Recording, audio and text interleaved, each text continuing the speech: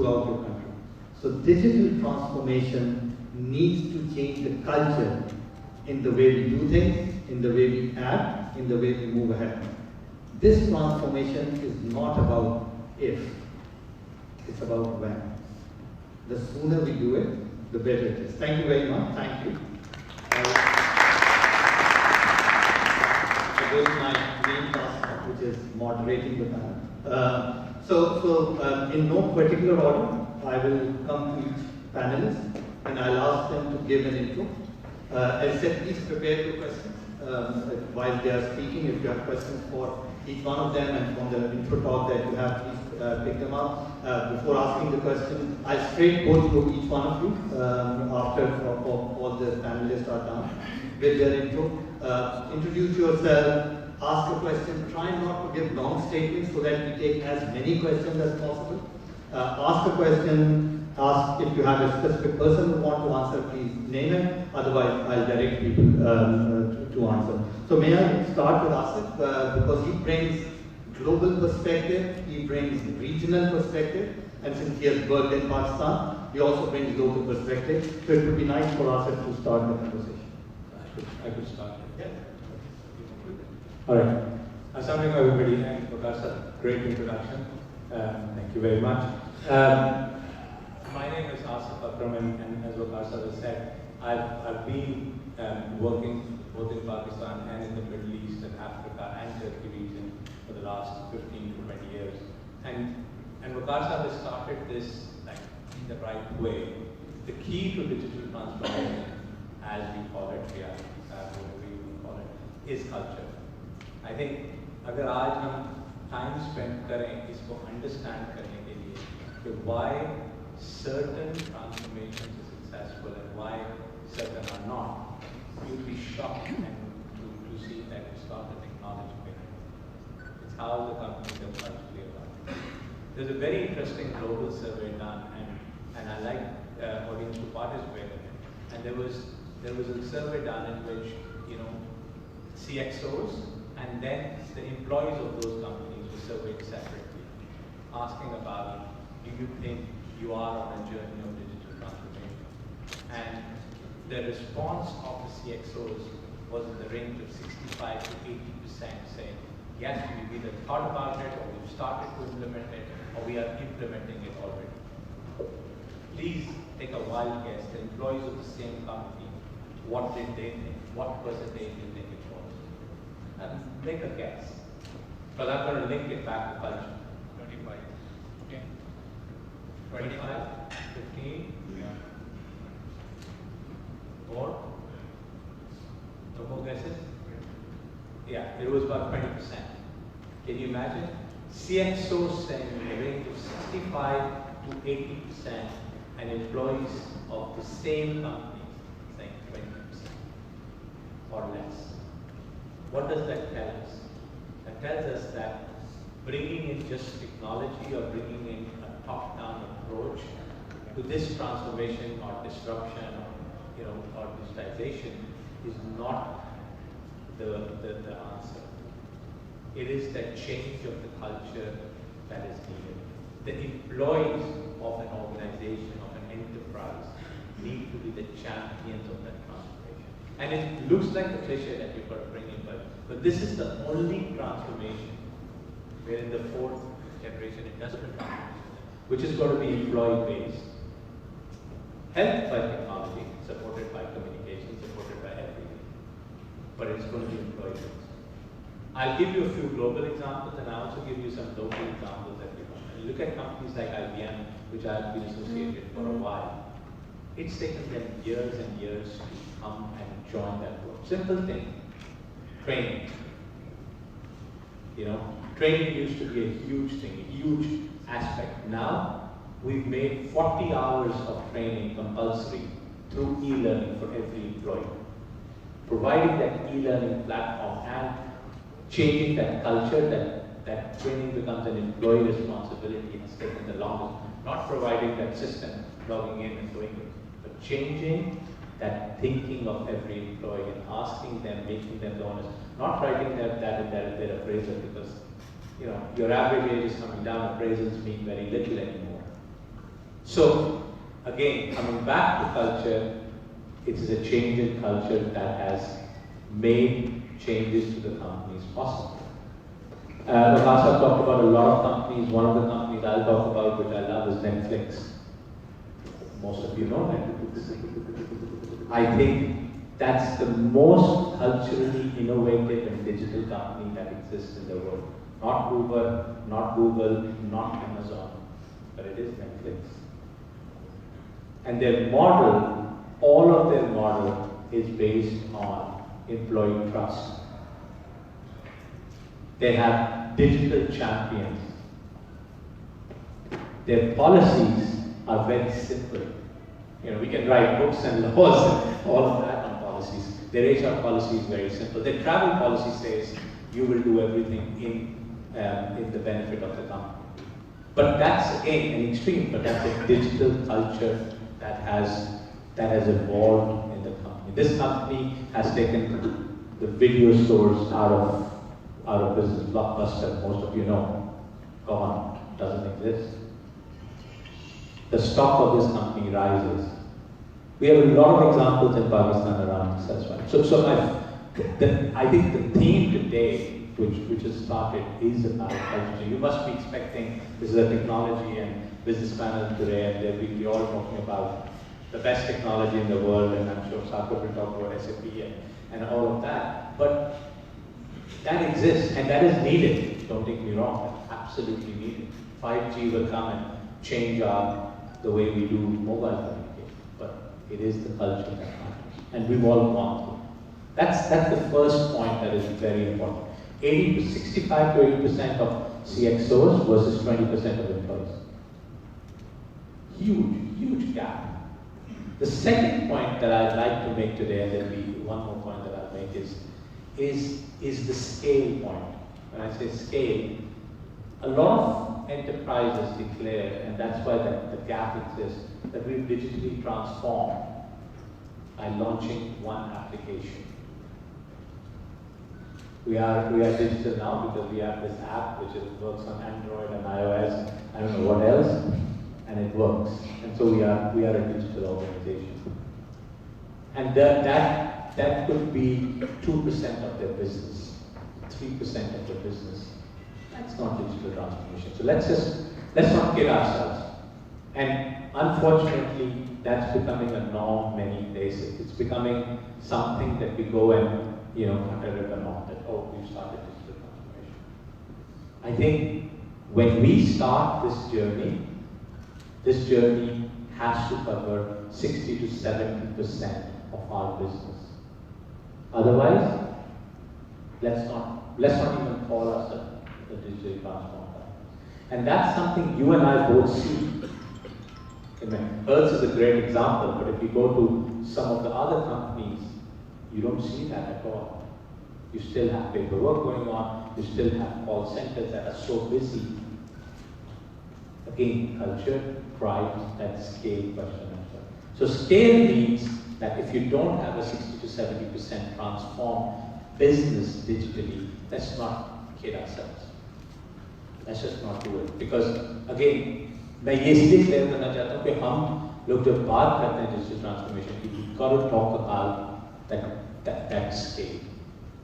And my final point, which I can again relate to everything, is agility.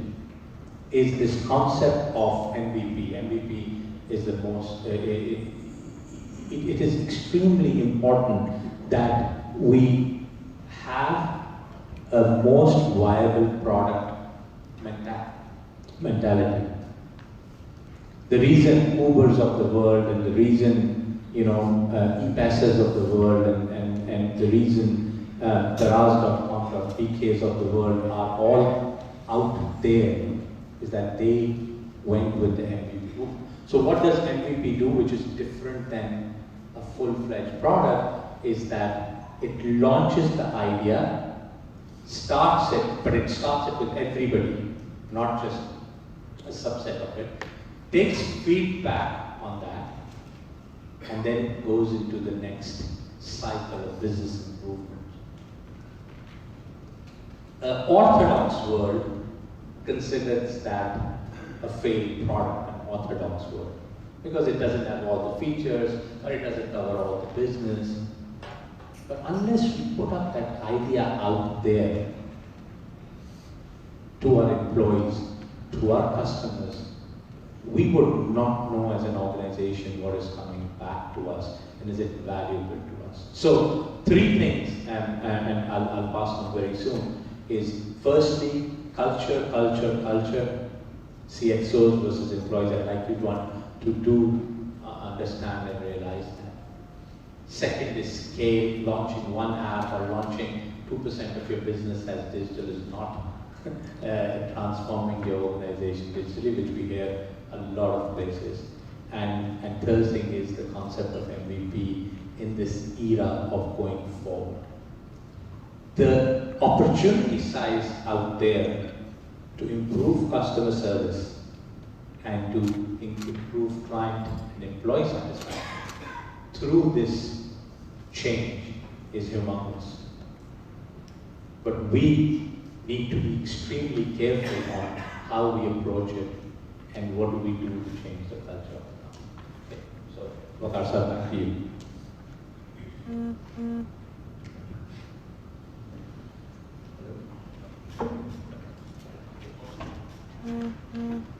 Okay, so great points. Asif spoke about culture. I also spoke about it, but Asif kind of articulated it much better than I did.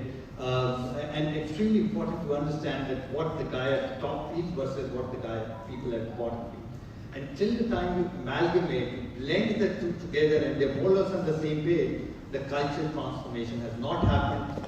Culture, till the time you work on culture, no laws, processes, practices work. Today, I read Pakistan sadly ranked 116 in health and education. Right. Our policies say, our constitution says every individual in this country.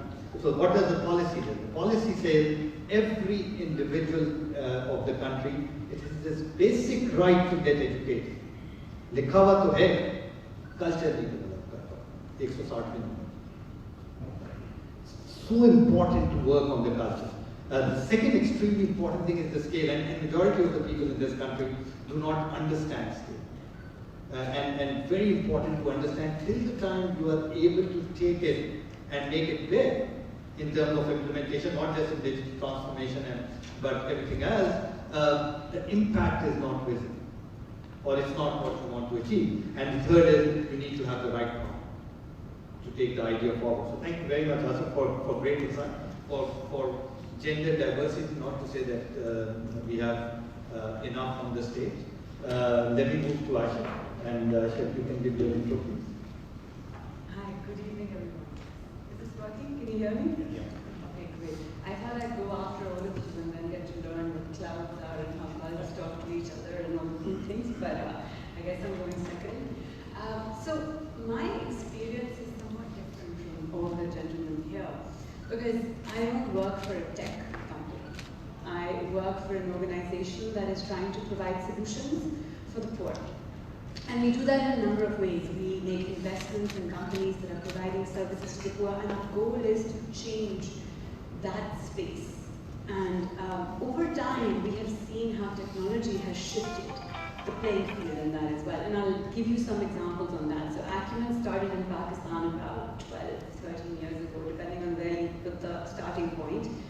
And the goal of the organization is to do impact investment, which means if you look at Pakistan, where you have poverty, where you have missing markets, Veqar Sahib just pointed out our education indicators are terrible, our health indicators are terrible.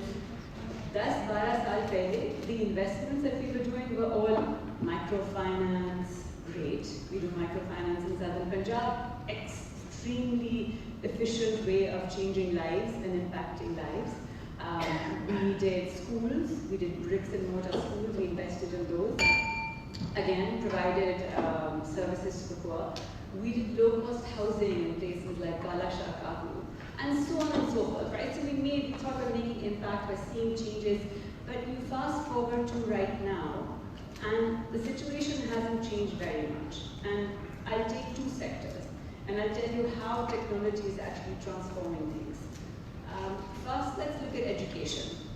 And I think everyone here has seen the statistic of 24 million children out of school. So think about that number for a second. How many schools would one need to build for 24 million children out of school? And even if you build those schools, how would you deal with the fact that you don't have the teachers? You don't have children actually who are not even able to come to school because there are economic reasons for them not being able to attend school. So let me tell you about how people are trying to solve these problems. There's this young man called Harun Yasir. Like many of our young people, he grew up and he had a real social conscience. And he said, you know, I'm going off to college to George Washington. He went and he said, I'm going to come back, but I feel like education is a right that every Pakistani should have.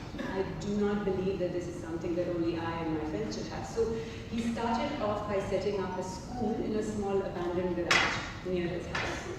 And he started educating 10, 15, 20 street children. He took them in, and then he started doing more, and he started raising money. And then he stepped back and he said that, look, but the scale of the problem is tremendous. How do I actually tap that? How do I make a difference to 24 million children? I can do that for a few hundred, a few thousand, maybe 10,000, maybe 100,000. But if I'm thinking of millions, I need to do something different. So this young man went back and he created an app. And he created this, he calls it an education book. It's almost like a tablet, which has, you know, very, very basic literacy courses on it. And it's done through cartoons, and it's done through leveraging all sorts of technology that I don't understand, but kids find really interesting. And he's trying to price it at a point where even the poorest can afford it. Because, you know, again, they don't have access to schools. You can't solve that problem. The big problems that we have cannot be solved through business as usual. That's how technology is transforming. And that's how people like Harun are changing the world. And then if you step away and look at healthcare, again, Veqar mentioned that, the scale of problems being faced in Pakistan is, you know, again, I can give you statistics and I can tell you that there is a huge problem of access. There's one doctor for 1,500 people. Again, let's step back and think of that. One doctor for 1,500 people. I can tell you that one woman is dying every 35 minutes in childbirth, and that this is some of the worst in the world. They're worse than even sub-Saharan African countries. But I think the saddest indicator for many of us who are parents is that almost half of our children are stunted because of malnutrition. So think about an economy where your youth, which is your future, is growing up, they'll never be able to even process things properly because they don't have nutrition. So how do you solve that problem? Do you build hospitals? Absolutely you do. You invest in hospitals. People say that you should do more. But again, the scale of the problem is so tremendous that you need to do something different. And so there I'll tell you about this young woman called Sarah Khurram. She's a doctor. She saw the problem, and like many women, she said, you know, again, she saw two sides of the problem. One, she saw that people aren't being served in rural communities and in urban slums, and there just isn't access to quality healthcare. The second issue that she saw was women like her, who became doctors, were often just not practicing. They got married, they had children, they sat at home, and for whatever reasons, they just weren't able to go out and practice. So what did she do? She used technology as a solution. She created this health tech platform in which she leveraged, on the one hand, female doctors who were sitting at home, who wanted to work, who had the qualifications to work, but weren't able to leave home because of, you know, children and family obligations and all the other things that women have to do. They weren't able to go. And she set up these small clinics in urban communities with this computer in front of them. And if you go, you guys should try and visit. It's wonderful. You walk in, someone's there, there's this doctor on the other end. People are actually interacting with this computer interface as they would with doctors in real life. And they're getting quality healthcare. And we're solving these problems step by step, one by one. And so in the space that I sit, where I try and think of ways in which we develop Pakistan and we grow and we provide services for people who need it the most, technology has transformed everything. We're now able to think of big solutions, incremental solutions. And I think it's just such an exciting space for us as we look ahead. But as we look back as well, I think it's important to remember in the whole scope of things, right? I mean, if you think of when society, when life began 4 billion years ago, and then you think of human beings being around for only 75,000 years, and you think of how over that time we have become the dominant species and why we became the dominant species, of how we basically, one human being is never going to be better than a lion or a bear or a tiger, right? We're just not strong enough. But in groups, by tapping into the wisdom of groups and collective wisdom and figuring out how to work collectively, we were able to gain dominance over every other species, frankly. And when you look at technology and what that does for people collaborating in groups, I mean, you look at things like driverless cars, how that's transforming society. I mentioned IoT, Internet of Things. I have no idea, but my toothbrush is talking to my fridge, is talking to my light, and they're all sort of collecting information about me. What does that mean? And you look at all these other things, I mean, 3D printing, which is transforming manufacturing. There are so many ways in which the world is changing. So if you go back to when, I think if you think of the beginning of modern civilization and a few hundred years back, if you put yourself in 1800, maybe you could predict what the next 100 years would look like. And you could be like, all right, in 1900 things will roughly be this way. We're sitting in 2018, and if I ask any of you to predict what 2100 will look like, we don't know. So we're standing at the brink of a really exciting time. I think there is so much that is going to be transformed by technology. I don't think we've even scratched the surface, but it's really exciting to be here, and I'm really just thinking about all the positives there. So thank you. Thank you, Ayesha. Thank you again. Very inspiring. And it's also, so soothing to listen to the kind of transformative work that is happening in the country. She talked about doctors. She also talked about this young kid who is trying to transform or doing his best to transform education. But it's just about how we, luckily because of technology, we have tools available to scale. And it's all about how these 10,000 young kids that this young man is teaching, or 100,000, how does he take it to 24 million? The reach is there. The platforms are there. It's just about building a mindset, going back to what Asif said, of a culture to scale. And the moment we start doing it as a country, I think the technology enables us to leapfrog some of the lost decades that we have had in this country. As we move to the next panel, so in yesteryears we used to say cash is king. I think today data is king. It's all about data. It's all about how you collect data, how you analyze data, how you make decisions based on data, rather than keeping them in the cupboard or in the file, gathering dust. You see, how do I use all that data and make decisions, informed decisions about people? There aren't too many players in the world better than telcos to be gathering data. And because they talk of millions and billions of data each minute. So luckily we have Naseer from Jaffer, #1 telecom company in Pakistan. And they're doing some phenomenal work in digitization and towards creating a digital culture. So I thought it would be great now to bring in Ali and talk about his perspective on the topic. Hello. Thank you, Veqar. First of all, before I was coming to this session, I had all of your telephone numbers checked, so I know exactly what you guys have been doing on your phones. I'm just kidding. Data is indeed king, and but there to give you the confidence that it cannot and should not be abused, I can tell you my license fee is way beyond anything I can monetize on that data. So rest assured, for very selfish interests, I will never do anything to abuse your data. Let me start off by sharing an anecdote. I'll then give you some good news, some bad news, and then maybe we'll talk about how we convert some of that bad news into good news or better news. So I've spent some time in Hong Kong until recently, and there's a company there now, it's an insurance company. They don't have a single agent. They have about 100 telephone operators, and they have an algorithm. And what they do is that it operates in China. So you, let's say, a customer of that company, you call up that insurance company and say that my son's fallen downstairs, I need to take him to the hospital, I need instant 500 renminbi, which is about $60. And it's 11 p.m. at night, the bank's not open, I don't have an ATM card, or I'm very poor, I just don't have the money and I can't go to it. So you will write to that insurance company with that request. They will come back to you within 10 minutes of whether they have approved that loan and transfer that money on your telephone.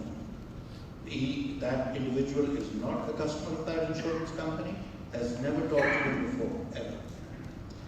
The reason how this insurance company is able to do this is that they have algorithms that tap into that cellular company's database to see whether that individual has been paying their bills on time, their utility bills. What locality of the city do they live in?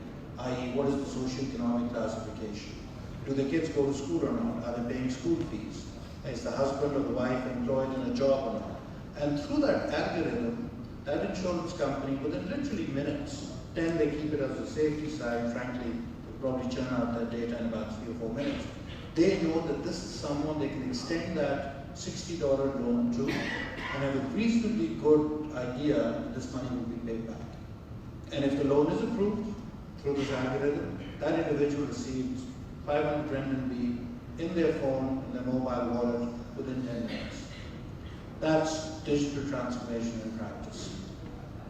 The good news is that Pakistan is one of the fastest growing internet user communities in the world. In 2013, Pakistan had about 2.5 million people getting onto the internet. 2013, 2.5 million. But now 2018, any guesses on the number of people on the internet today? Pakistan is 60. Very good. You read your PTA circular. So it's about 56 million. So within 5 years, we have taken 2.5 million people who were accessing this digital highway to about 56 million people, which is 1/4 of Pakistanis today.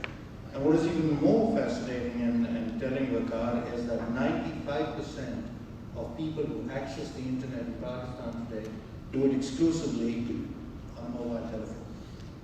Only 5% of Pakistanis, and that's probably maybe all of us, have Wi-Fi at home or at work. 95% of Pakistanis only do it on their mobile telephone. So with the 4G licenses that were issued in 2014, that really created this tremendous boom and this platform. And Pakistan is literally on a cusp of leveraging, I think what Dr. Ayesha talked about, what Asif talked about. We're a little behind, and that's the bad news, and I'll come to that. But we are literally on the cusp of transforming Pakistan pretty much in a single generation. Over the next 10 to 15, if we play it right, and that's going to be my last point, we have every opportunity to do so. The bad news is that despite being the fastest growing internet growth rate in the world in the last few years, Pakistan still ranks dismally on all of the indicators. So there's something called a Network Readiness Index. We're 110 out of 139. There's an ITU, sort of internet thingy. We are 126 out of 179. And the only reason we are not lower is because of affordability. We score very high on affordability because literally they are almost free in Pakistan. A lot of people complain about their phone bills. I spent about 12 years abroad. मैं जब गया था बाहर तो एक cup of coffee was 25 रुपए और phone का बिल was 5,000 रुपए. मैं जब 12 साल बाद वापस आया तो फोन का बिल 25 रुपए, कॉफी की प्याली 500 रुपए. So it's kind of been the other way around, and that's obviously unfortunate for a telco because we need to make money. But I think the fact that we've not been able to monetize data correctly has actually limited Pakistan's ability to really capitalize on this digital transformation. And it's changing. Mobile wallets, Pakistan में इस वक्त 1947 से लेके आज तक total bank population is about 79%. So 79% of, 20 unbanked is 79%. So 21% of the population is banked only in Pakistan. Mobile wallet started in 2009, and today we have about 15 million users. Jazz Cash, which is the largest mobile wallet, is 4 million. And this is not just over the counter, जो कि पिछले कुछ सालों में हो रहा था कि आपने उसको पैसे भिजवाने हैं, उसको 25,000 भेज दें. Now your utility bills, e-commerce, a lot of that change is happening. I was in China last week, and one of them, every time I go there, it continues to happen. This is at the World Economic Forum. But one stat they shared, literally blew me away. 2016, 95% of the Chinese transactions in the economy were cash, and 5% were plastic, bank transactions, mobile wallets, and all. Today, it's flipped. 95% are non-cash transactions. अब आप China में जाके अगर किसी दुकान में cash दें, तो आपको ऐसे देखते हैं कि इसका मैं क्या दूँ? Literally happened to me. I wanted to pay cash at a shop, and the aggressive भी उनको कम आती थी. The ladies there were helping me, but at a loss. Alipay, WeChat, finally उन्होंने कहा अच्छा बहुत मुंह बना के कहा अच्छा credit card दे देना. They just didn't know how to deal with cash, and it's happened in 2 years. 95% of that economy, the transactions of that economy are now cashless. So, what do we need to do to make that change happen in Pakistan also? I think some really good work, and I believe Veqar and Asif touched upon that, is culture. There's a difference between digitization and digitalization. Digitization, जो कि पाकिस्तान में अक्सर digitalization या digital transformation समझा जाता है कि आप हर चीज़ स्कैन करते हैं. हाँ जी मेरे records कंप्यूटर पे आ गए, बिल आता है मैंने उसकी पिक्चर व्हाट्सएप करके तो मेरे पास में डिजिटल हो गया. That's digitization. That helps. That's good. You can get rid of a lot of paper and not cut down a lot of trees. But digitalization is that culture that Veqar and Asif talked about, where you use that data to make decisions, where you start to look at different data points and that informs your decision making, not your gut. मैं जी 25 साल से देख रहा हूँ, इस तरह काम करें तो अच्छा होगा. That's great. And our gut, by the way, is built on experiences and the accumulation of data.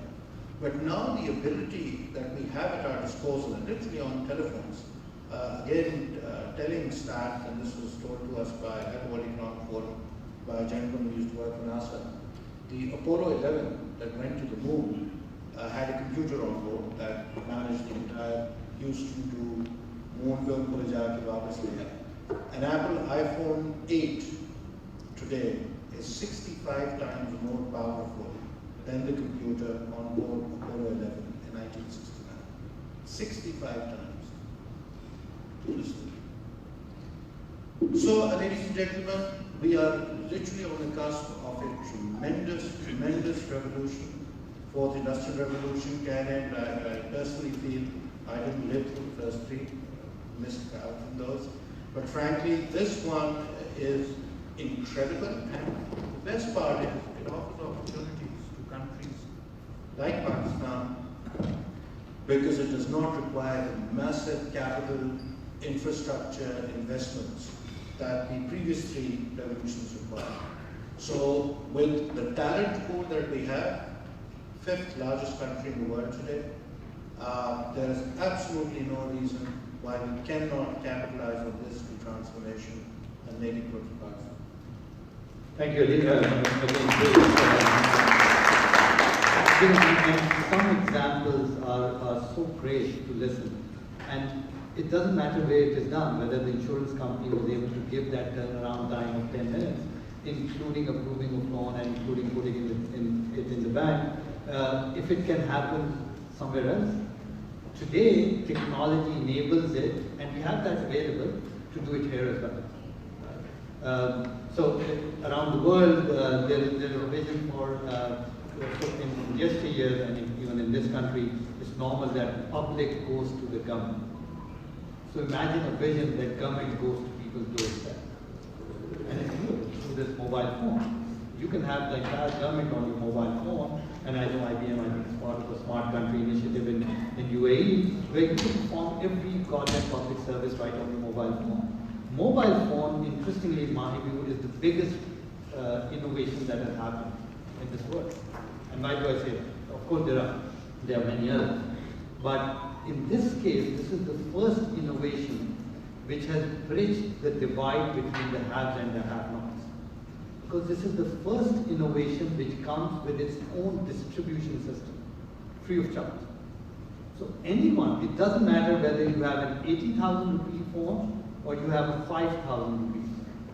You have exactly the same power in your palm that someone with a branded phone has, because what he has in Apple Store or Android Store is exactly the same as someone else has. So it comes with its own distribution system, which is free of charge and ubiquitous. And that's where mobiles are transforming and being a significant part of this digital transformation culture that we're talking about. We live in a connected world, and connected world gives rise to an ideas world, and ideas world gives rise to the transformation and the innovation culture that we are seeing around all of us. I think when it comes to connectivity and being integrated, no company does it better than SAP around the world, right? So I think that's the best time to bring in Saquib and share this perspective on this digitalization. And good to hear the distinction between this digitalization and digitization. Probably not scientific, but yes, but it makes sense. Thank you very much, Veqar sir. My name is Saquib. I'm the Managing Director of SAP. And my journey of career goes along from Siemens to Nokia to Comptel to Oracle and eventually SAP. So I've done the journey of this telco to the IT digitalization that we are talking about over here. I think all of you, Veqar sir, Master, and Ali, they have all talked about what is digital transformation is, and majority of the points about culture has been touched. Let me talk about a little bit about transformation and then link it with the digital part. Transformation was always happening from the start. We all have transformed from 1400 years ago, from the old times, and every study, every portion, we were changing ourselves. Our lives have an impact which will keep on changing. And if we talk about it, Ayesha touched it a little bit, that what has happened till end of 2000 and 1999, all this transformation was taking at a certain us to understand what is the impact of this transformation is on all of us in all our lives, and we were learning the good and bad parts, and also going through a pattern where we were improving our lives and seek the impacts of these digitalization, these transformations on us. What has happened over the period of last 20-30 years, that the pace has really picked up. When you talk about these IT companies that we all work from, software is the easiest portion. We all have people who can bring these softwares, who can impact the lives of people and make the changes and make the life of the people easier. The whole point is what we are trying to achieve out of this digital transformation. What is our end goal? Is every second day as we move on, some change, some impact on our lives. That's the goal that we are looking for. Because software is going to get easy every second day. I remember the old times when I used to have that big heavy VCR with that old tapes inside it. Yeah. and we used to work on, and we need to have that one day to see that movie on that one. And today, as you just said, that mobile and everything is there on your palm of your hand. The point is that what we need to see is that in both this digital IT transformation is the agility of time that we are talking about. I think what we need to understand is we all will have software and great softwares, companies like SAP, companies like IBM, companies like Oracle. They will every day bring something in our lives that will impact our lives and make the things look more beautiful, look more easy, more impactful. The question that we have to decide, and that is a question that is decided in each country, that how we define the word culture that has been talked about. Is culture coming from the religion? Is this culture coming from the software that is impacting our life? Is this culture coming up from the land, the values that are coming from this one? How we can impact this software along with the religion, along with the impacts of life, along with the land that we are living in and the value system that we are living in, and how we can transform ourselves considering all these value systems along with us. I think one important fact that we need to understand is to realize in our lives, especially considering Pakistan over here, we bring softwares and we make the life easier. I can tell you one example at this point of time. SAP softwares change the lives of the pensioners. I remember 5-6 years ago, there were long lines behind National Bank where the old people used to stand up and wait for their pensioners. Today, all these pensions go to their bank accounts directly, and they don't have to do everything on the click of the mouse. Life became easy, life became more practical for the people. We can talk about any hundred of such examples. I think the important portion for us to realize and understand is how we control this impact of this digital transformation that we are talking about. How we can make an impact on this society. We are talking about driverless cars, and we are talking about technology. How they are going to impact. Still, if there is a situation where this driverless car has to make a decision that there is something going wrong to happen over here, and there is an old guy of 90 years old sitting on that side, and there is a young kid sitting on the left-hand side, and the decision has to be made. That comes from the human, that's come from the mindset. And whatever we try to do, we need to make sure that this digitalization have that human impact all the time. I think that's the move. We are running very fast. I tell you, these softwares that we are talking about, they are running so fast. We touched about the topic of analytics over here. I can tell you, there are companies right now at this point of time who can see your behaviors. When you talk about telcos, your mobile behaviors of 1 month can tell you to that 80% of predictability that how you will behave. We can exactly predict that second that when such a situation happens, this specific person is going to do this act in this way. All this data tells us how a certain person will behave in that certain behavior with that circumstances that we are talking about. We all are very predictable. Our moves are very well understood. We are very vulnerable to this technology that we are talking about. The important part is how we learn to use this technology to the best of its ability. That's the key over here. You know, the gun can be used in all possible ways. The point that we have to make sure that these softwares, these images that we are talking about, and when we talk about this digital transformation, and we as SAP have been part of many digital transformations overall, the easiest part is the software. The most difficult part is to make sure how we can understand people, what is the impact of this transformation on their lives. I can talk about in Pakistan, 5 major digital transformation which has failed because the people felt that this digital transformation will take away their job. They felt that they will be useless.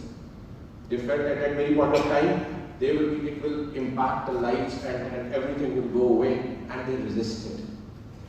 You know, important for us, the people that are in this room, is to understand that how this digital transformation is going to impact and how we can make the people more valuable out of this one. We need to understand that how this digital transformation can impact and how we can create more ways, more jobs, more things for the people who can make their life more valuable. You talked about that how the business models have changed. पुराने दौर के अंदर वो पुराना electricity वाले को हम उस दुकान पे जाकर ढूंढ कर लेकर आते थे. Now all of them has mobile numbers. You have them on your mobiles, and you have these Tarhan wala, you have this electricity wala, you have all these people on your mobile set, and that's the business model. They are not sitting anymore on that corner Pune wala shop. They are all moving around. They all are mobile because the data that is being provided, you are using it to the best of your ability. Our business models itself has completely changed. The example of Kodak, the example of Nokia handsets, all these examples that we talk about, these are classic case studies of Uber and everything, has impacted our lives.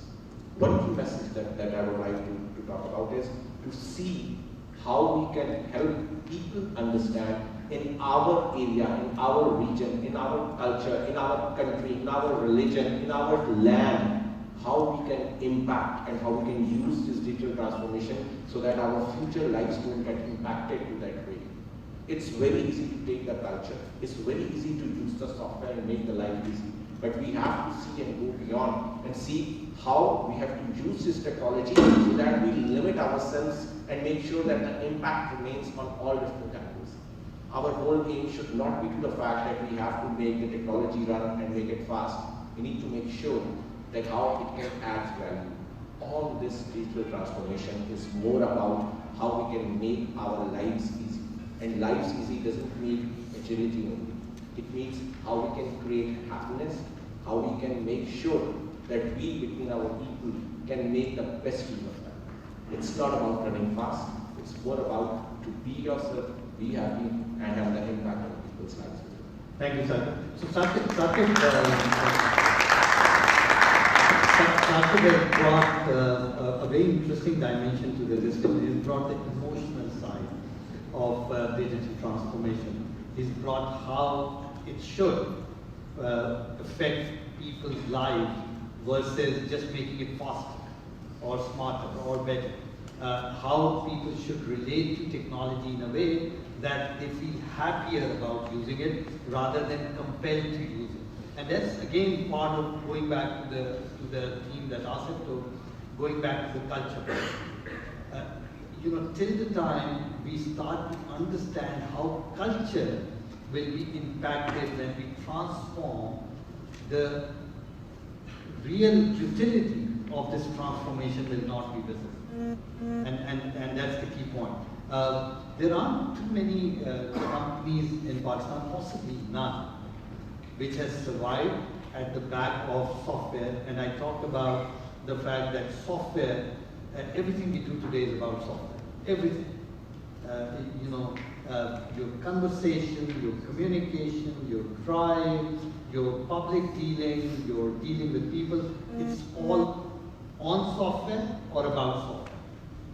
So here is a company which is possibly the longest living local IT company in Pakistan, along with JBS maybe, which has survived at the back of these software, at the back of creating innovation and leading innovation in this country. So let's now go to the last one, last but not the least, as they say. Asif, your views? Thank you. Thank you, Veqar. You made my job difficult. Everyone has talked about culture, emotion, social change, and all of these things that they thought. Of course, it's inspiring to hear all these great speakers, and they have shared their perspective. My name is Asif Kareem. As Veqar said, I'm leading Systems Limited as a CEO. We enable companies to transform digitally and execute your vision to make sure that you are digitally enabled, and as a consumer, you use the applications that you need to make your life easier. We are consumer and customer centric to whatever we think. So I would start with, of course, since we started with culture, so we have to end with culture. Right? So I'll share one example that I always remember. I also lived in US about 14 plus years. When I moved back to Pakistan, leading systems, of course, there was an RFP that my team was working for like 6 months on the proposal preparation and so on and so forth. I came in just a few days ago and taken over. I was reviewing it. They submitted response to RFP and they couriered it. In those days, there were Dharna in Islamabad, so I didn't think about what could happen and things like that because I'm quite used to. I've never submitted in US proposals, emails, SOW, physically signing the copies and stamping the papers and so on and so forth. So I thought, yeah, it would reach eventually. But it didn't reach because the roads were blocked and so on and so forth. Courier company had an excuse. So I thought, yeah, send an email, what's the issue, right? He said, sir, we will be disqualified if we send an email. I said, what are you talking about? If they cannot deliver, we have everything ready, just send an email. What's wrong? But guess what? Nobody listened. We were disqualified because we could not submit it on time because courier didn't deliver our proposal. And since I was new in this space in Pakistan, when I moved back, I didn't think about the alternatives because I was like taking it second. The culture is like, yeah, send me email, electronic, what's the big deal? But it didn't happen. And unluckily, the bad news is that we have still not changed. We are still accepting in all the public sector organizations, any proposal needs to be stamped and signed, and probably sometimes 3 copies, 4 copies, with DVDs, with CDs, whatever, right? So you see that it's a huge opportunity. And you don't have to think broader aspect. You just have to think in a localized way. Whenever you guys, anyone, you're a student or belong to any organization or university, you just have to think what is our current problem in our ecosystem.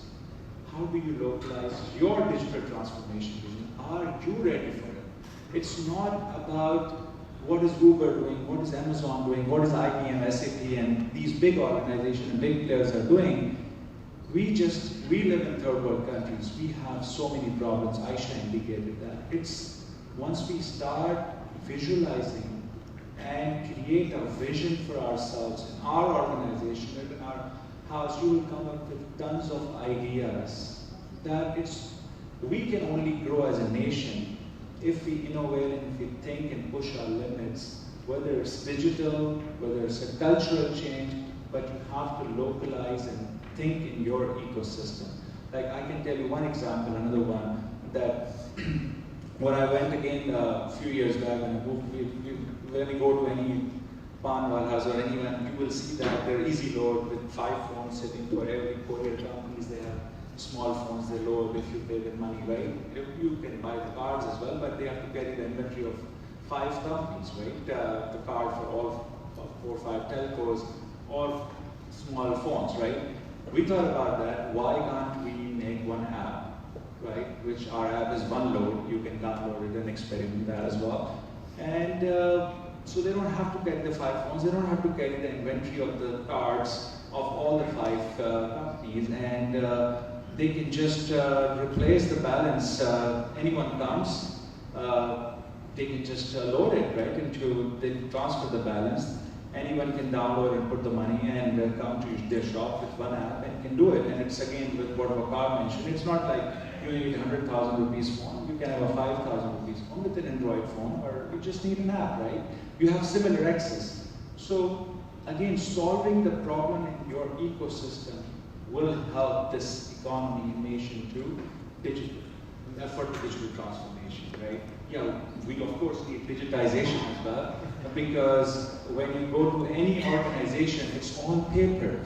When you go for any application, you sign, you stay in line, queue, you have to fill the form, you have to give the form, and then this form goes, nobody knows where it goes, nobody digitized that information. What is very important for us to think, data is a strategic asset. What it does for you, it changes your perception. It changes from your decision making from hindsight to foresight. You now can predict what is going to happen based on the data. We all talked about here the digital transformation. I'll give another perspective to you guys. It's digital feedback loop, actually. Digital feedback loop is very important. Whenever you transform anything, right, you have to think about 3 things. Of course, it's number 1 is customers. Whatever you think in your ecosystem, in your organization, wherever you work, whether as we talked about IoT or any device, any connectiveness, whatever you talk about, but what you think is, what is it for customer? What can I improve? Can it be improved? The customer experience will be improved. Can the customer service will be improved? Will they satisfied with my solution or a product when they interact with my organization? Whether I'm a big MNC or a small company or a Kirana shop, how can it affect the regular customer? That's one. So when you are engaging with your customer, you take the feedback from the customers. That is one input for digital feedback loop. So in the middle, it's a data and input coming to the customers. We apply the AI or data or whatever machine learning, you can put all the fancy names and improve further. That's one element of digital feedback loop. The second is your employees. How to empower them, because they are the one who are actually interacting with your customers. They are the face of your organization. So getting the input from your employees and turning that data as a strategic asset to build your hindsight to a foresight, that is the key element again in digital feedback. The third one is your products, transforming your product and services. Because if you think from customer angle, if you think from your employee angle, then it will come a digital transformation end-to-end that you transform your products or services accordingly. And it's not a rocket science. Everyone thinks that digital transformation, as Asif mentioned, that you need to have an app and you need to have portals and you have to do all of this. It's not like that. You have to start thinking from the basics. Like he mentioned that CIOs and CXOs have 80% think that they need to be in digital transformation and the employees are disconnected. Why? Because it's a vision. There are two things that is important for digital transformation or any transformation, forget about digital, that your executive or you have to have a vision and then you are ready to change. Flexibility to change, right? That is the key. In our culture, what I have seen, why we don't succeed that much, because we think that change will, some of my friends said that I'll lose my job, right? Or whatever happened, this change, well, how would I adopt? Because what we are comfortable with, that we are in a fixed mindset. We think that whatever we are good, we will continue to do that, nobody will notice and catch us.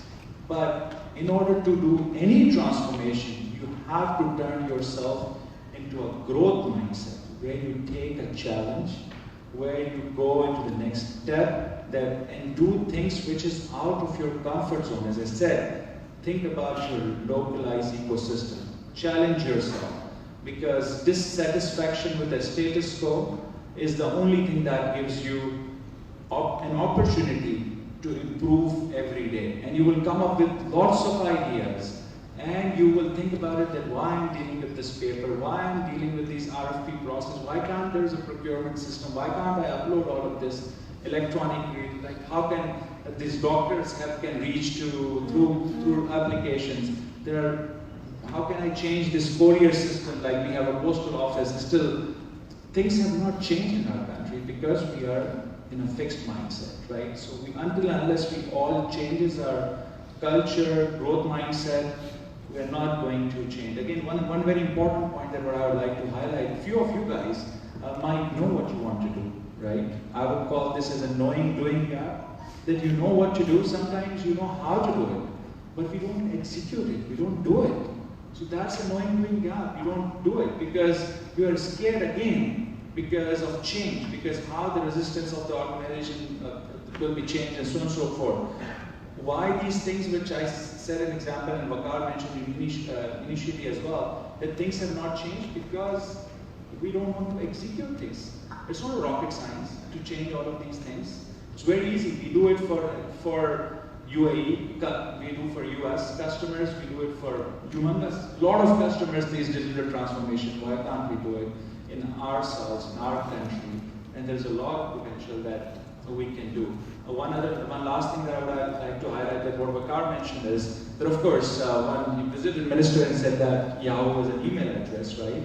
What we are scared of, like we can't use even cloud computing. Like this is a core component for, like in our software services industry, for digital transformation and data and all of this. This is very important. Unfortunately, our FSIs still don't understand it. They still, like, no banks can use it like cloud. Why? Because again, we are in a fixed mindset. We do not want to challenge and change ourselves. So it's very important for any transformation, and don't think that the digital transformation is that you can transform your business, you can transform your operations, you can transform your services, you can transform your employees, so many things. And technology can evolve, as Saquib mentioned, software is a piece. So think like holistically, in my humble opinion, that's what I would appreciate. Thank you, Asif. Thank you very much. Asif also spoke about digital transformation providing us great opportunities. It's about how we look at it. So there is this very famous anecdote, maybe some of you have heard it at the expense of reputation, about how you see opportunity. So a suit company, a company that sells suit, they send two of their salesmen to Russia. One to cover half of the territory, other to cover half of the territory, take 2 weeks, come back with a report whether the company should invest in Russia or not. So one guy goes half of the territory, sends an email or WhatsApp saying, "Sir, nobody wears suits, I'm coming back, no opportunity." The second guy who did the other half, he said, "Nobody wears suits, so consistent, great opportunity, staying back." So it's all about how we take this opportunity available to us in this country to leapfrog and truly achieve the culture change that we all have been wanting to achieve. So with this, we close this monologue, if you like, as was mentioned earlier. Now we go to the audience. Your turn to ask questions based on what you heard, or also if something you want to ask about or you want to get a perspective on.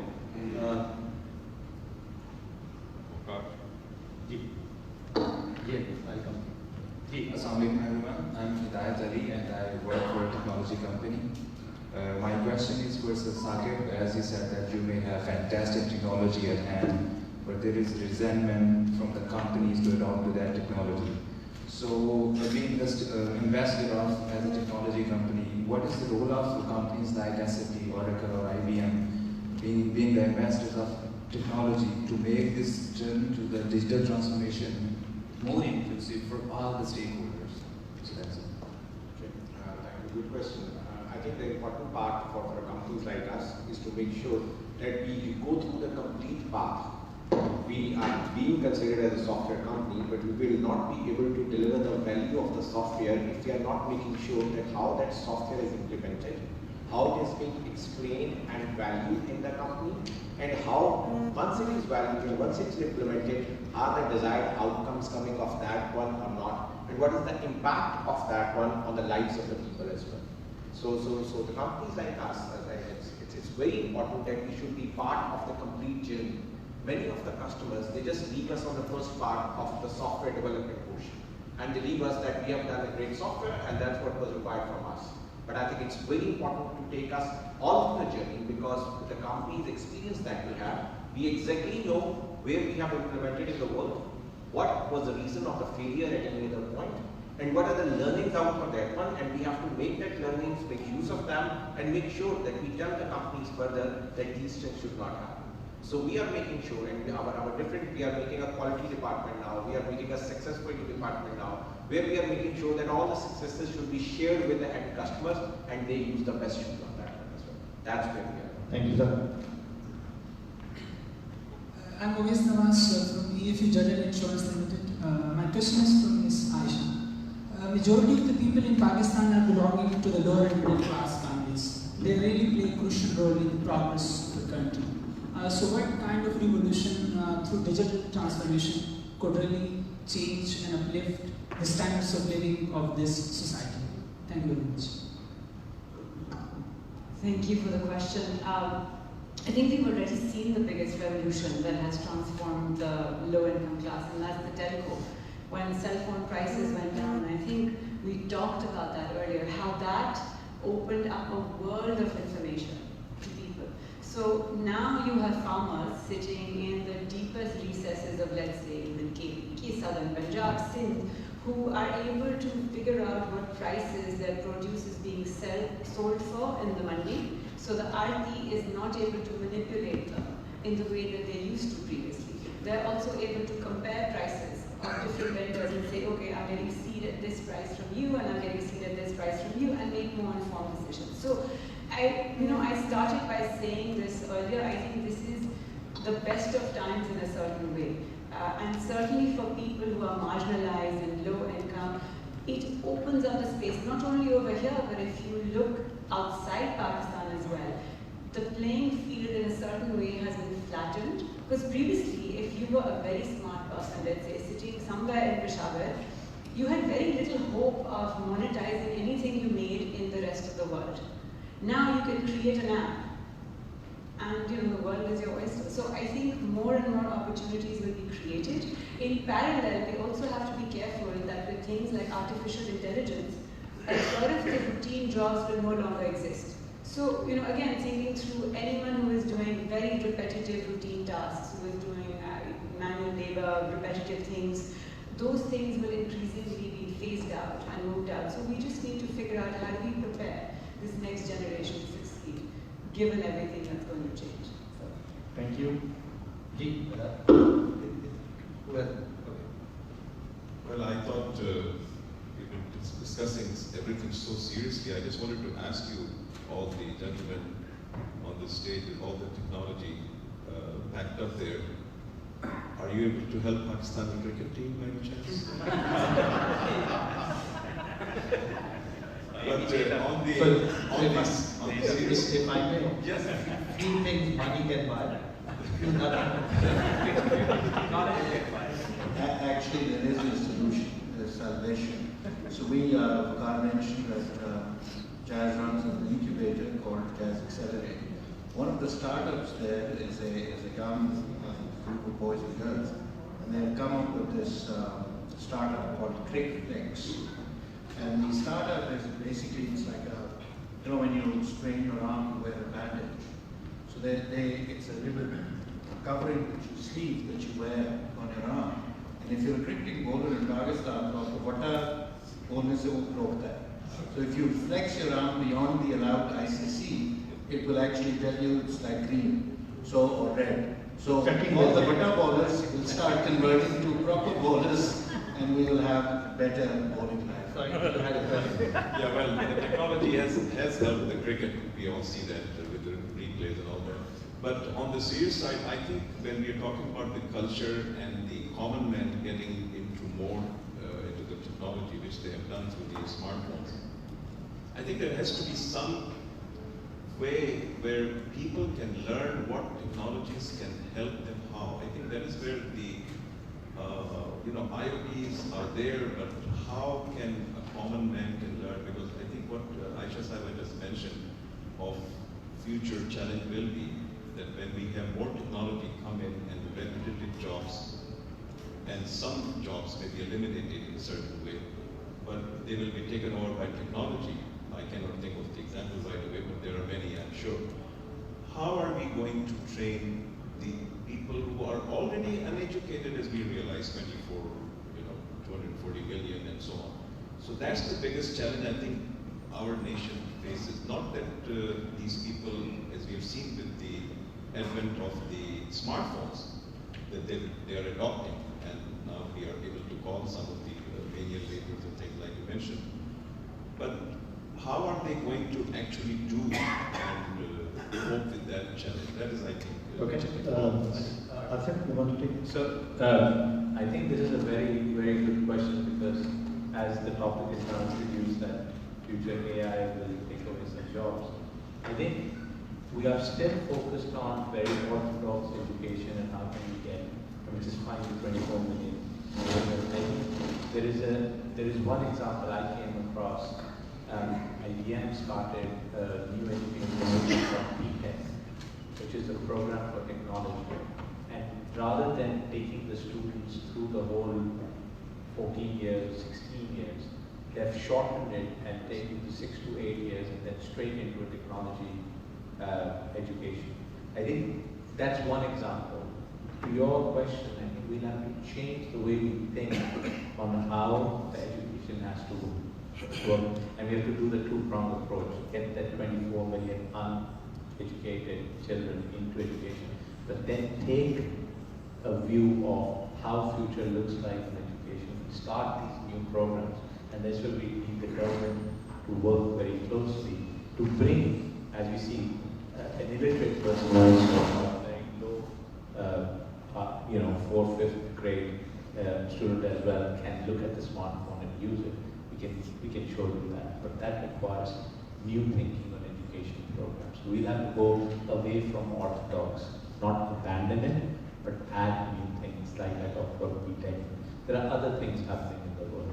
So I think that's the need of the hour, right? We had on the fourth industrial revolution and the lack of skills or new skills that come. We as a nation need to start a move with the government to do that. Otherwise, we're going to be left behind. If you want to add a perspective?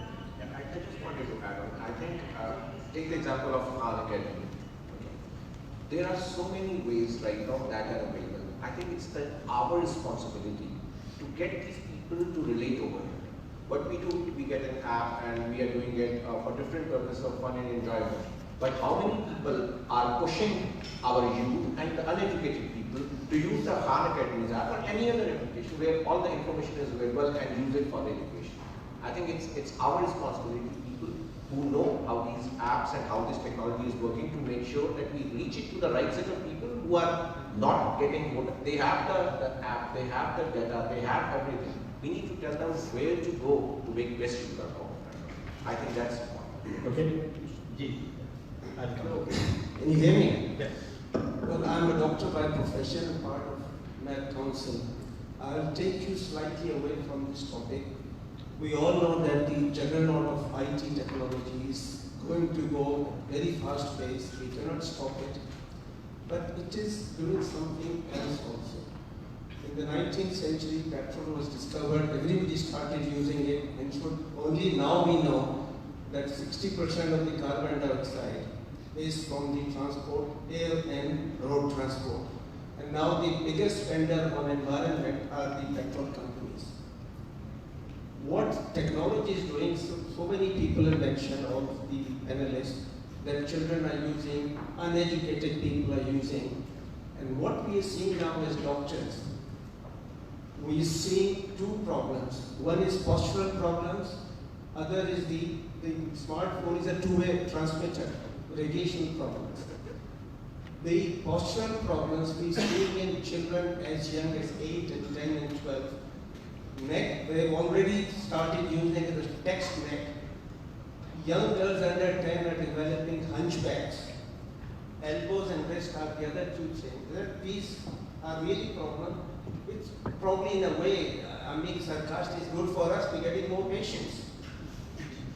And the other thing which is totally uncharted waters is the electromagnetic field of the smartphones.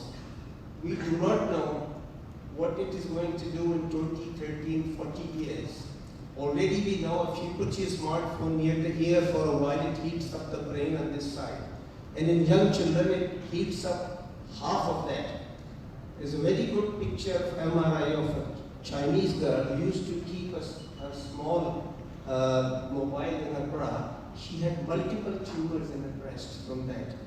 And now I think it is the duty of the technology companies and the manufacturers, just like some of the best medicines have side effects. They should educate people about the side effects. Occupational, all big companies like Unilever and Esso and all, they have huge occupational departments where they educate their workers how to use, how to work, to prevent all these injuries, ICI and all that. They all do that. So I've never heard any of the experts talking about the negative side of this. This is going to stay with us, we just have to accept it, but we must try and make sure that the young children of today, when they reach your age or our age, quickly, and I would like Ali's perspective on this, especially on the education, because I know a lot of studies have been done since I was associated with telecom industry at some point in time. So that clearly I would really want you to address. On the post-posturing side, it is an issue, so let's not put it aside. It's exactly the same issue when the transport started to happen. People stopped exercising and walking. But now, with awareness, a lot of people are beginning to realize that they need to do exercise. So it's about education, and we need to be very aware of that. And I think it's an extremely important point that you raised, because technology is not going away. So it's about how we make sure that it doesn't affect our health, and it will be all about awareness and education. But Ali, I want your perspective on it. Tough question. No surprises. Absolutely, Dr. Saab. I think what you, so just to share my personal, I tell both my kids at 17-year-old and 15-year-old to use headphones. So I don't encourage them to use phones, use headphones to talk. Because you cannot use that. I think achieve, many are saying was moderation in everything. Technology, absolutely right. Fuel came, electricity came, and so many other things came. If you take anything to excess, anything, no matter how good it is, you'll start to get the downsides of that. So I believe moderation is the key. The science, and I'm sure that much smarter people than I am. I've only been in the industry 2 years, and I'm a spin doctor of the telecom industry. So one of the first things that it was to read up on possible health hazards. Unfortunately, the science is still inconclusive, even though what you mentioned is absolutely correct. There have been cases where individuals have health has shown consequences of overusage of telephone. Before telecoms, I was in the tobacco industry, so spin off the tobacco. So, yes, I'm graduating up. The fact is that it does have consequences. Every action has consequences. And I think encouragement, education, as you said, exactly what you said, these conversations where we tell our kids use technology, but maybe use it lying down so that you don't hunch over. I'm 51 and I think I've started developing an issue because I'm always looking down on my phone. So now I mentally make a note. Every time I think it's usually within a minute of my using that, I then do it up here. It looks very uncool. You're kind of looking into messages like this, but it's just something you have to teach yourselves to do. So I'm afraid there's no easy answer to that. I don't think technology will eventually solve that. I'm sure maybe other people in the panel might be more informed than, on this than I am. But I just think we have. Yeah, but we can only take one more question because of the time. One Please, point. Just want to add to Dr. Saab's question. First, I really like the word juggernaut and calling technology that, so I'm going to use that eventually. So thank you for that. Secondly, I'll tell you quickly, similar to Ali over here, I have a 5-year-old and a 6-year-old, they're younger than your kids. I limit them to 20 minutes every day on any device, but they are learning how to code. So there's that. They're learning Mandarin and they're learning how to code, because those are things that will set them up for the future, even though they're 5 and 6 right now, but they're not allowed to use the iPad for more than 20 minutes. Put them on aeroplane mode when they're not using and switched off, yes. That's the transmitter. So you are lucky you have 5 or 6 years old. Okay, so because I see 2 hands, with permission, I'll take 2 more questions. I was asked to take only one. I'll have one from you, and I have my apologies on this. I'll just take my cue. My name is Moeen Bhatte. So my thought is, how does technology impact a developed country versus a developing country? So in a developed country, let's say where you have, where education is widespread, so you have a population that can embrace technology, and then the whole population or a big chunk of the population can utilize it and go forward and advance. Whereas in a developing country, where you have let's say it's Pakistan, you have a big chunk of population that's illiterate, and so you have the digital divide, and their lives may have become a little better through having mobile phones, but still they don't have a shot at the big sort of peak.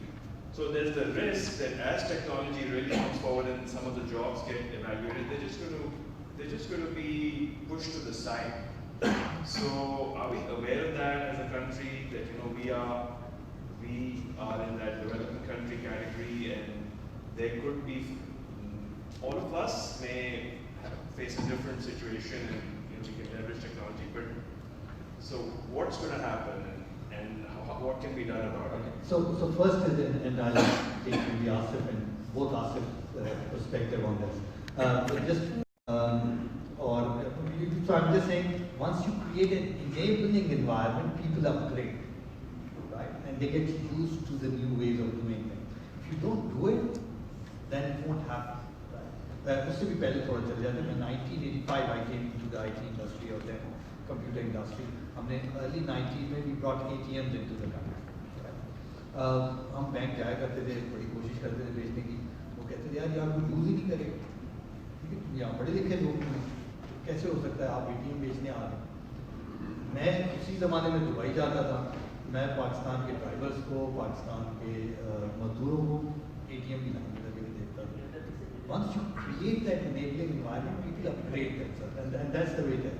The second thing I spoke about being future ready. Just like companies need to be future ready, each one of us individually has to say, are we future ready or not? Those who do not want to change will be changed. And this time the pace of change is a lot more ruthless, a lot more faster than what it has ever been in human history. So that we need to know. So it's all about, are we willing to change and are we willing to change fast? So but after your perspective. So I think what you said an interesting question, that developed countries, we have more leverage, right, as Veqar said. Now we can bring all the technologies that they have used. We know their pros and cons, what happened, what did work, what didn't work. And as I said earlier, once we start thinking about our environment, localize those services, those technologies to us that can help our nation and that can enable us to be competitive in the world. There is no other way. We can't ignore anything that has to whatever developed countries are doing. Eventually we will all do that. We might be followers. That's unlucky part, but that's in most of the cases. If you can even follow properly with the localized approach, you can create a great enabling environment for our nation as well, and we can grow. Thank you, Asif. Yeah, just one thing. I think after developing nations or developed nations की बात की, the good news is I see that our population is changing. और हम technology का adoption और उसकी innovation में ज़्यादा smart. For example, हमने बात की meat की, बात की, अब meat on wheels भी आ गया है और पता नहीं क्या क्या चीज़ें लोग लेके आ रहे हैं. So I think that futuristic thing is happening. और faster होते हैं. Kareem Uber की adoption पाकिस्तान में has been faster than any other place I think. मतलब इतनी speed पे लोगों ने adopt किया. So that's a good news. Challenges तो रहेंगे, but उसकी awareness जितनी ज़्यादा we can create it, it's there. But when I go globally at places, developed nations, to what we see here, our inside our curiosity is much more than there is in many other places. You know, yes, Hong Kong, Singapore, US, all of that are there, but हम right path पे हैं. We need help to get there, and that's, I think, these forums can help. Okay. Quick question. Thank you so much. I'm Ahmad. I work for RFW Group. हमें business में 3 किस्म के challenges face करने हो रहे हैं. एक तो हमको स्केल अपना ग्रो करना है, बिकॉज इंटरनेशनल कंपटीशन बढ़ रहा है. दूसरा, इन्वेस्टर सेगमेंट में शरिया अवेयरनेस बढ़ रही है, इस्लामाइजेशन टाइप फोकस है. और तीसरा है कि हमको ऑटोमेशन की तरफ जाना है. जो हम लोग अपने बोर्ड लेवल पे देखते हैं, हमें लगता है कि स्केल और ये जो इस्लामाइजेशन है, ये इसको समझ आती है बोर्ड लेवल पे. टेक्नोलॉजी को समझने के लिए मुझे लगता है कि स्किल सेट नहीं है हमारे पास भी. या तो हमको टेकी होना पड़ेगा, फिर हम लोग जनरल मैनेजमेंट बैकग्राउंड के लोग हैं, तो क्या ये टेकी होना पड़ेगा या फिर हम लोग क्या करें, मतलब how to go about it. अभी जो सप्लाई साइड है इस टेक्नोलॉजी की, आप लोग माइंड नहीं करेंगे. हमें ऐसा फील होता है कि आप लोग हमारे इग्नोरेंस को चार्ज कर रहे होते हैं, यानी कि हमको वो वैल्यू नज़र नहीं आती है जो हम इन्वेस्ट कर रहे हैं. और ऐसा फील होता है कि हम लोग कमा रहे हैं टेक्नोलॉजी में इन्वेस्ट करने के लिए, और कुछ हिप क्राउड आ जाता है कंपनी जो यंग होता है, वो बोलते हैं बहुत जरूरी हो, हमें समझ नहीं आ रहा. तो एक गैप है, अगर आप थोड़ा गाइड करें कि हम इस ट्रांसफॉर्मेशन को ले कैसे. पहले तो आप मुझे तो हिप क्राउड नहीं कह सकते. So who wants to take a shot at it? Asif, do you want to? I think it's an interesting question that, of course, I think it's board level पे जरूर समझ, it's a job of why every company has an IT department, right? Why you hire, why there are certain functions, why they understand HR and finance better, because they have the background. You hire specialized people who understand this, right? If you are a big organization or a small organization, if you don't have the right people or the right structure to take it, you won't be able to sell it to because every day you have to sell, right? Yourself, your company. So you cannot sell it ideas, or you cannot convince your bosses in the board that why technology is important, why you need to do this, why this efficiency you need, and why you need to do the work with the consistency, right? Why? So all of these things, I think unfortunately what I have seen in Pakistan, that most of the state organizations, they don't develop that kind of a structure. They don't understand mostly because they're not, nobody is guiding them inside the organization. Once a consultant comes, you think that they are going to be selling you something, and they are putting and charging whatever, and you are not going to get value because you think that somebody is selling to you. So I think inside, once you have the solid structure in your companies, if you don't believe in it, then of course there will be always a challenge. You would always think about it. If somebody is selling me something which is not required. And selling about the efficiency and accuracy and adapting the technology, there's no question about it. It's a reality. If we don't do it, we won't be able to grow it. We won't be able to scale it. If you want to scale your business and you don't transform your technology, then you can't rely on people to do all of these things consistently throughout without making the issues and errors, right? So in my view that when the organization is rightly staffed with the people, they won't face these challenges in the boardroom. Okay? Sir, last question. I can't refuse. My name is Ali Hassan.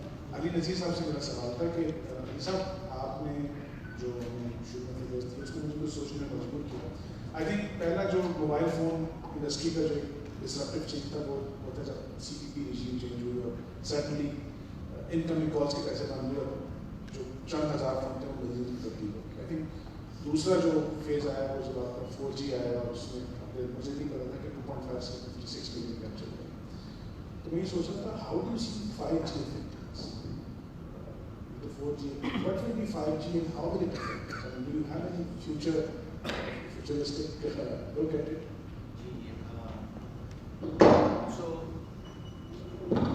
Yeah, 5G will start to hit us next year. 5G is, I'm not going to go into the technology, but basically it's just a more efficient way of using the spectrum to extract data. It's not a revolutionary new technology, actually it is, but using the same speeds, the same spectrums, you'll get much more out of it. So imagine जब वो petrol में कोई unleaded gasoline super high octane नहीं आ गया, गाड़ी ज़्यादा तेज चलती. So basically speed is going to be one, but I think more importantly the ability of what you would be able to do with that data is going to be immense.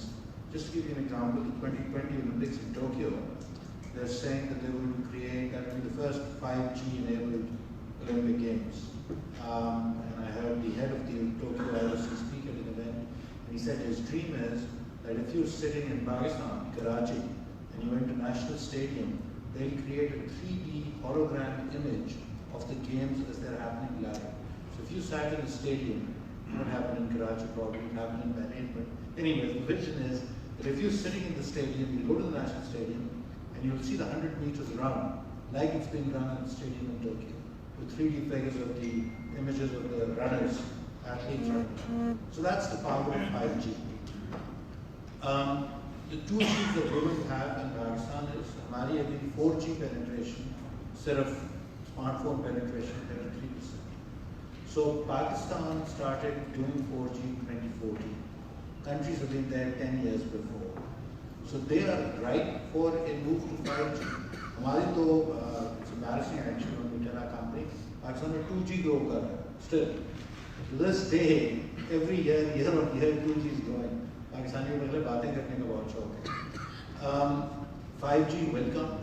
I don't think it will come in Pakistan in the next 2 to 3 years at best, because the cost required required to upgrade to 5G cannot be borne by the operators, will not be borne by the consumers.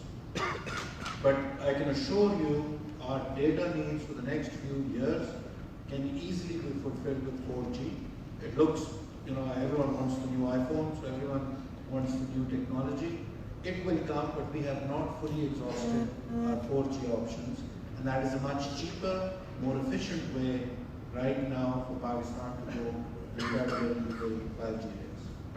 Thank you, Ali. Thank you very much. And it's interesting to hear that on the one hand, the porting technology is not good or it's not as efficient, whereas at an individual level, everyone wants faster technology, better technology. So that's something which will converge. So on this note, we end the panel discussion. I really want to thank all the panelists for being absolutely great, brilliant with their insights, a great topic, great discussion, great engagement from the audience. I also want to thank all of you for being a great audience, for being an intense audience, for being a curious audience, for being a super audience. Thank you very much. I